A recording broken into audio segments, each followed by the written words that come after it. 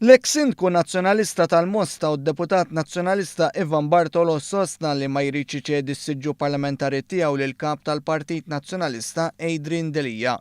Bartolo kien wieħed mill-5 kandidati nazzjonalisti li tela fil-Parlament f'elezzjoni każwali u li jistgħu jċedulu s-siġġu.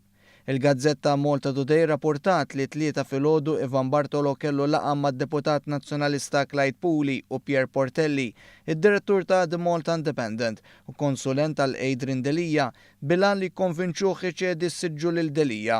Ivan Bartolo rrifjuta li jagħti dettalji dwar x'intqal f'din il-laqgħa, iżda saħaq li mhux se jirriżenja mis-siġġu parlamentari tiegħu biex Delija jiġi co-opted fil-Parlament.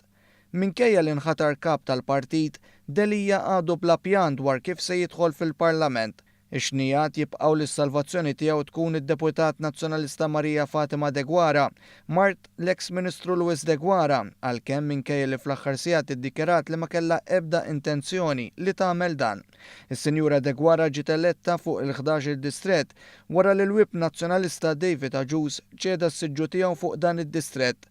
Il-Parlament se jiftaħ ġimagħtejn oħra u jekk ifalli l-pjan ta' Adrian Delija jispiċċa bla siġġu parlamentari u b'Simon Busuttil jibqa' jokkupa il-kariga ta' kap tal-Oppożizzjoni.